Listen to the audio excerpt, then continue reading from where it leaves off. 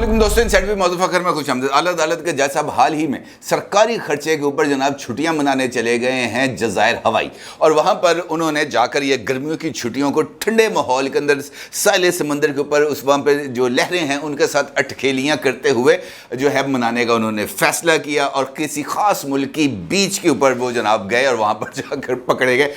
گئے سے مراد یہ ہے کہ خبر لیک ہو گئی۔ جب خبریں ایسی لیک ہو جاتی ہیں تو پتہ چل جاتا ہے نا کہ بندے کا اصل میں کریکٹر کیا ہے، کس طرح کا معاملہ ہے، اور وہ بندے کا جو انر سیلف جو ہے وہ کیسے ابھر کے سامنے آتی ہے۔ کیونکہ موصوف کو شاید اس بات کا علم تھا یا نہیں تھا یہ اللہ بہتر جانتا ہے، لیکن یہ جن جزائر کے اوپر، جس خاص جزائر ہوائی کے جن بیچز کے اوپر چلے گئے، وہاں پر جا کر ساحل سمندر کے اوپر جو ہے سمندری پانی کے ساتھ اٹکیلیاں کرنے، وہ والی بیچز تھیں جہاں پر کسی بھی انسان کو نیچرل ڈریس کے علاوہ جانے میں پابندی ہے۔ یعنی اگر آپ نے ان بیچز پر جانا ہے تو صرف اور صرف اس صورت میں جا سکیں گے جب آپ نے نیچرل ڈریس یعنی بائی برتھ ڈریس جو ہے آپ نے پہنا ہوگا، ادروائز آپ کو وہاں پر جانے کی جو ہے وہ کسی صورت پر وہ جو ہے وہ پرمیشن نہیں ملے گی۔ اب سوال بڑا پیدا ہوتا ہے کہ جناب ایک تو گئے جناب چھٹیوں پر اور عدالتی انصاف کو یوں سائڈ پر رکھے گئے، دوسرا گئے بھی میرے اور آپ کے پیسوں پر، ٹیکس کے پیسوں پر، سرکاری خرچے پر کروڑوں روپیہ خرچ کر کے جناب ٹکٹیں لی گئیں، جناب ہوٹل کے کمرے بک کیے گئے، وہاں سے آگے مہنگی ترین گاڑیاں لی گئیں، وہاں پر جا کے سیر و تفریح کی گئی، وہاں پر جا کر بیچز پہ جا کر جناب جو ہے وہ پتہ نہیں کیا کیا گیا، اور پھر اس کے بعد یہاں پر آ کر ہم جو جناب آگے کہیں گے جناب پاکستان میں انصاف کا جو معیار ہے وہ سب سے بہترین ہے، یہاں پر کسی کو کوئی جو ہے وہ جو ہے معاملات کی پرواہ نہیں ہوتی۔ بالکل عجیب و غریب بات ہے، کبھی یہاں پر ٹرکوں والی سرکار آ جاتی ہے، کبھی یہاں پر جناب انصاف آ کر دروازے پر دستک دیتا ہے، اور جناب جج صاحب جو ہیں سوئے ہوئے اٹھتے ہیں ہڑبڑا کر، وہ کہتے ہیں جناب آئین آ کے میرے دروازے پر دستک دے رہا ہے، لہٰذا مجھے اس کی دستک کو سننا بھی ہے، اس کی دستک کا جواب بھی دینا۔ بھائی وہ جو باقی کروڑوں لوگ ہیں جو ہر روز آ کر آپ کے دروازے پر دستک دیتے ہیں، پائن ساڈا بھی کیس سن لو، ساڈی ضمانت منظور کر لو، وہ آواز پتہ نہیں کس کونے میں چلی جاتی ہے، وہ اسی وجہ سے نہیں سنی جاتی کیونکہ اس وقت جب یہ آوازیں پہنچ رہی ہوتی ہیں اس وقت جج صاحب جزائر ہوائی کی بیچز کے اوپر بیٹھ کر اٹکیلیاں کر رہے ہوتے ہیں، سن بات لے رہے ہوتے ہیں۔ اگر اس قسم کا انصاف ایسے ملنا ہے تو پھر تو بہت ہی زیادہ افسوس کی بات ہے۔ یہ صرف ایک مثال ہے، اس کا مطلب یہ ہے کہ پاکستان کا نظام انصاف میں صرف جج ارشد ملک نہیں تھا بلکہ تمام آلموسٹ ایسے ہی ججز موجود ہیں جن کی وجہ سے یہ نظام انصاف کا جو طلاب ہے یہ سارے کا سارا گدلا ہو چکا ہے، جس کی ایک مثال ابھی میں نے آپ کی خدمت میں پیش کی۔ اس کی ایک مثال، اس کی کئی اور مثالیں جو اس وقت سپریم جوڈیشل کونسل میں کارروائی کی منتظر ہیں، اور اس کی تازہ ترین ایک اور مثال جناب وزیر اعظم پاکستان کے معاون خصوصی جناب عطا تارڑ صاحب نے بھی پیش کی ہے، اور انہوں نے بھی ایک سٹنگ جج صاحب کے بارے میں نہایت ہی جسے ہم کہتے ہیں نا دہلا دینے والے، دل کو پریشان کرنے والے انکشافات کیے ہیں۔ ڈھکے چھپے انداز میں نہیں، یہ پریس کانفرنس کی ہے، پریس کانفرنس کر کے انہوں نے ایک جج صاحب کے اوپر زمینوں پر قبضے اور غلط اثاثے ظاہر کرنے کا الزام لگایا ہے، پریس کانفرنس کرتے ہوئے جو ٹی وی کے اوپر چلی ہے۔ اور جج صاحب کون تھے بھلا؟ جج صاحب ہیں جناب اسلام آباد ہائی کورٹ کے جسٹس محسن اختر کیانی صاحب۔ اب جسٹس محسن اختر کیانی صاحب کا جب نام آتا ہے تو پھر فوری طور پر ایک آڈیو لیک یاد آ جاتی ہے جو عمران خان صاحب کے وکیل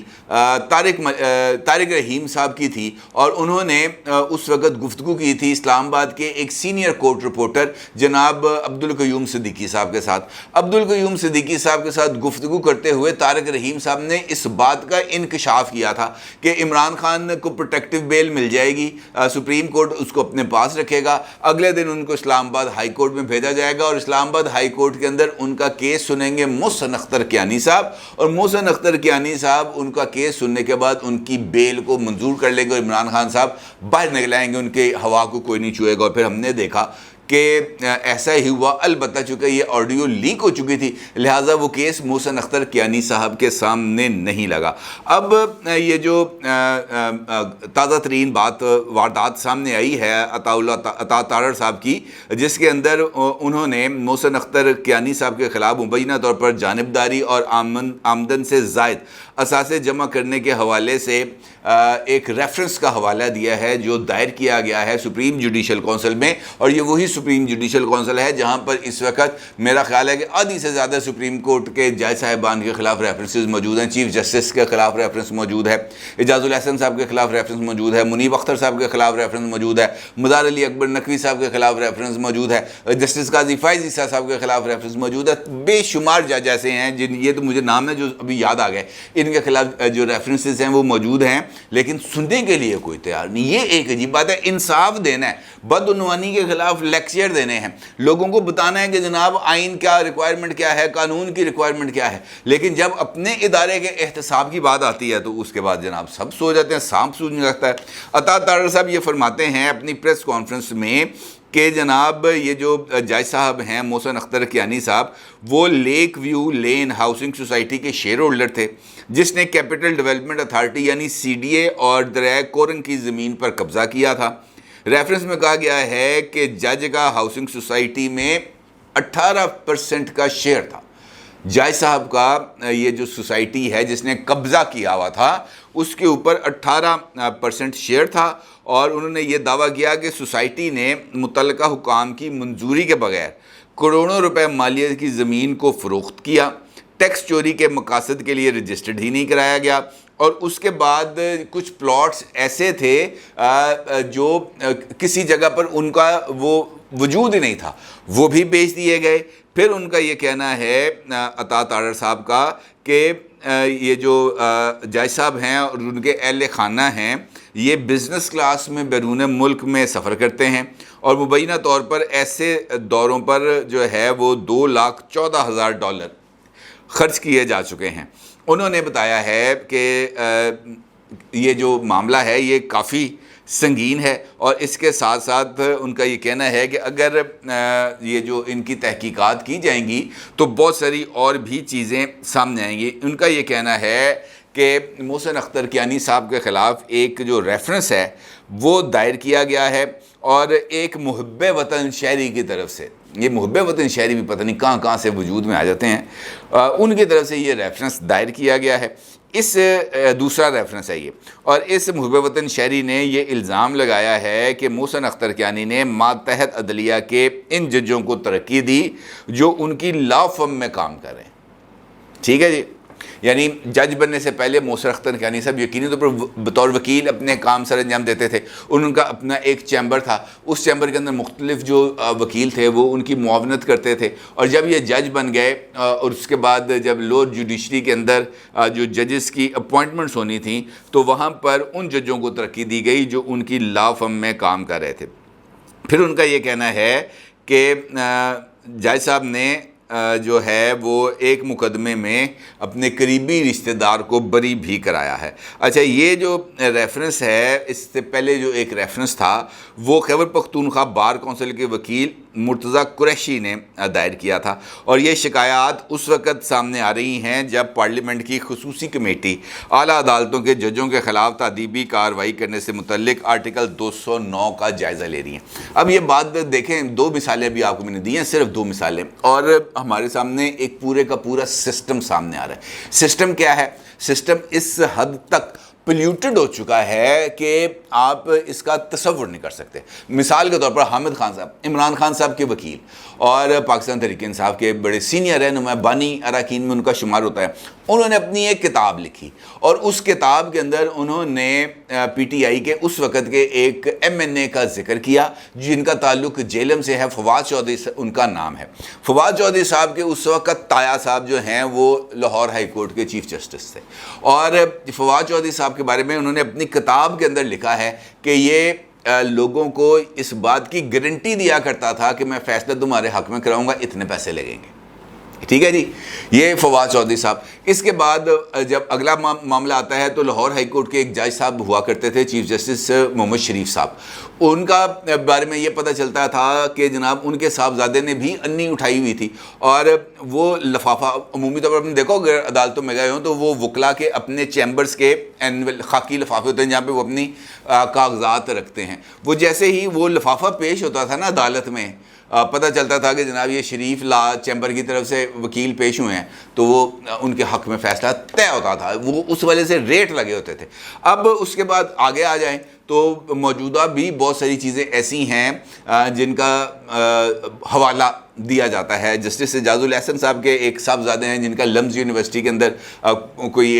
کچھ عرصہ پہلے ایک پوسٹ شیئر ہوئی تھی, وہ داڑھی والے تھے, بتایا یہ جا رہا کہ ان کا بھی اس طرح کا کوئی معاملہ آ رہا تھا. کہنے کا مطلب یہ ہے کہ یہ الزامات ہیں, درست ہیں یا غلط ہیں, ہمیں اس کے بارے میں نہیں علم, ہمیں اس کی صداقت کا نہیں علم. اس کی صداقت یا اس کے غلط ہونے کا فیصلہ یا جائزہ کون لے گا؟ سپریم جوڈیشل کونسل, کیونکہ ججز کا احتساب کرنے کا جو ادارہ ہے اس وقت وہ ہے سپریم جوڈیشل کونسل. اب جس طریقے سے میں نے بھی آپ سے گزارش کی کہ سپریم جوڈیشل کونسل میں اس وقت بھی سپریم کورٹ آف پاکستان کے کم از کم 6 ایسے سینئر ججز ہیں جن کے خلاف ریفرنسز موجود ہیں اور ایک سے زائد موجود ہیں. جسٹس مزار علی اکبر نقوی صاحب کے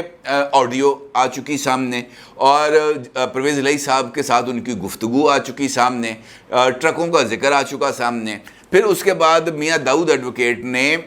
مزار علی اکبر نقوی صاحب کے خلاف ریفرنس فائل کر دیا. اب ہونا کیا چاہیے تھا, شکایت آئی, شکایت کا جائزہ تو لیا جائے. درست غلط ہونے کا جب تک آپ تعین نہیں کریں گے تو اس کا مطلب یہ ہے کہ آپ مجھ جیسے لوگوں کو موقع دیں گے کہ ہم جوڈیشل سسٹم کے اوپر بار بار اعتراض کریں اور یہ بتائیں کہ ہمارا سسٹم کس حد تک جو ہے وہ پلیوٹڈ ہو چکا ہے, کس حد تک گندا ہو چکا ہے, اور اس سے ہمیں باہر نکلنے کا کوئی نہ کوئی بندوبست کرنا چاہیے. کیونکہ اگر ہم ایسا نہیں کریں گے تو پھر ہمارے لیے مشکلات بڑھتی چلی جائیں گی. اس کے جواب میں کہ کارروائی کی جاتی سپریم جوڈیشل کونسل کا, کم از کم ایک رسمی اجلاس ہی بلا لیا جاتا. ہوتا کیا ہے کہ ہم اس بارے میں جواز تلاش کرتے ہیں, ہم یہ بتانے کی کوشش کرتے ہیں کہ آپ جو مرضی اعتراض کریں, یہ میرے ججز ہیں, میرے ہم خیال ہیں, لہٰذا ان کے خلاف کوئی کارروائی نہیں ہوگی. تو پھر اس کا نتیجہ کیا نکلتا ہے؟ اس کا نتیجہ یہ نکلتا ہے کہ افواہوں کا ایک طوفان ہے وہ گرم ہونا شروع ہو جاتا ہے, اور جب وہ افواہیں بننا شروع ہو جاتی ہیں اور پھر ان افواہوں کو ہم درست ثابت ہوتا دیکھتے ہیں کہ جناب فلاں کی طرف سے کیس آیا ہے, فلاں نے بینچ بنایا ہے, فلاں بینچ کے اندر شامل ہوئے ہیں, فلاں فیصلہ آئے گا, اور جب ایگزیکٹلی اسی پیٹرن کے اوپر چلتی ہوئے چیزیں ثابت ہوتی ہیں, درست ہوتی ہیں, تو پھر وہ افواہیں آگے اور زیادہ بڑھ جاتی ہیں, اور ان کو جب تک آپ کسی جگہ پر روک نہیں لگاتے تب ایسے ہی واقعات ہوتے ہیں جس طریقے سے جزائر ہوائی میں ہوئے, یا یہ جو ریفرنس کی بات کی ہے. اور اس کے بعد پھر پریس کانفرنس, باضابطہ طور پر حکومتی عہدیدار جج صاحب کے بارے میں پریس کانفرنس کرتے ہیں. آپ اس سے اندازہ لگائیں کہ ہم اس وقت جو اخلاقی انحطاط ہے اس کے ہم کس لیول پر آ چکے ہیں. یہ جو میں نے ابھی آپ کے سامنے جج صاحب کی خبر رکھی ہے, یہ ہے اس کا ایک ٹویٹ کیا تھا ہمارے محترم جناب رضوان رضی صاحب نے, رضی دادا صاحب نے. وہ ٹویٹ آپ اس وقت اپنی سکرین پر بھی دیکھ سکتے ہیں, اور اس ٹویٹ کے اندر انہوں نے اس خبر کا انکشاف کیا تھا, اور ان کا یہ کہنا تھا کہ ہائی کورٹ کے ایک جج قومی خزانے سے کروڑوں خرچ کر کے جزائر ہوائی کے ایسے ساحلوں کی سیاحت کرنے گئے جہاں لباس پہن کر داخلہ ممنوع ہے. شوق کا کوئی مول نہیں, ورنہ روزانہ عدالت میں بھی ایسے ہی بیٹھے ہوتے ہیں, اتنا خرچہ کرنے کی کیا پڑی تھی. اور پھر اس کے جواب میں عبد القیوم صدیقی صاحب جو سپریم کورٹ آف پاکستان کے بڑے سینئر جو ہے وہ رپورٹر ہیں, انہوں نے یہ جواب دیا. ان کا رضی دادا وہ بچہ ہے جو بادشاہ کو بتاتا ہے کہ بادشاہ بے لباس ہے. کہنے کا مطلب یہ ہے کہ یہ جو چیزیں سپریڈ ہوتی ہیں یہ ایویں خام خواہ نہیں ہوتی. ہر ایک خبر کے پیچھے کچھ نہ کچھ وجوہات موجود ہوتی ہیں. جب ہم ان کڑیوں کو جوڑتے ہیں تب ہمارے سامنے ایک کلیئر پکچر آتی ہے. جب وہ کلیئر پکچر ہمارے سامنے آتی ہے تب ہم اس بارے میں رائے قائم کرتے ہیں کہ یہ والی بات کس حد تک درست ہوگی, اور وہ رائے جب درست ثابت ہو جاتی ہے تبھی اس بات کا اندازہ ہوتا ہے کہ یار ہمارا جو اس وقت جس طریقے سے ہم چیزوں کو لے کر آگے چل رہے ہیں وہ نظام کس حد تک جو ہے وہ مفلوج ہو چکا ہے. اندازہ لگائیں کہ عمران خان صاحب کے حوالے سے چیزیں یا کیسز ایسے لگتے ہیں جیسے آپ کی سوچ ہو. آرٹیکل 63(1) پر نظر ثانی ابھی تک نہیں ہو سکی. ٹھیک ہے جی, جو پٹیشن دائر ہوئی پنجاب اسمبلی ٹوٹ بھی گئی, اس تو بعد نظر ثانی نہیں ہوئی. کیوں نہیں ہوئی جی؟ کیونکہ نظر ثانی کرنے کا مطلب یہ تھا کہ اس فیصلے کے اندر جو فلا ہے, جس کے بارے میں یہ کہا جاتا ہے کہ جناب یہ آئین کی تشریح نہیں ہے بلکہ آئین کی اثر نو تحریر کی کوشش ہے, وہ بات ثابت ہو جانی تھی. جب وہ بات ثابت ہو جانی تھی تو پھر وہ جو پہلا فیصلہ تھا وہ کالعدم ہو جانا تھا. جب وہ پہلا فیصلہ کالعدم ہو جانا تھا تو حمزہ شہباز کی حکومت نے بحال ہو جانا تھا. تو وہ سوال وہ جو اس دوران سب کچھ ہوا پنجاب کے اندر وہ کہاں پہ سٹینڈ کرنا تھا, پنجاب اسمبلی کی تحلیل کہاں پر سٹینڈ کرنی تھی, اس کا کوئی جائزہ لینے کے لیے تیار نہیں ہے. اور اگر ہم نے ایسی ہی روش پہ چلنا ہے تو پھر ہمیں اس بات کے لیے تیار رہنا چاہیے کہ ابھی تو بہت تھوڑا سا کیچڑ اچھلا ہے, ابھی بہت زیادہ کالک موجود ہے, اور یہ اگر اچھل گئی تو پھر کسی کا دامن نہیں بچے گا جو داغدار نہیں ہوگا. اپنے رائے کا ضرور اظہار کیجیے گا. آپ کو بہت شکریہ. اللہ حافظ.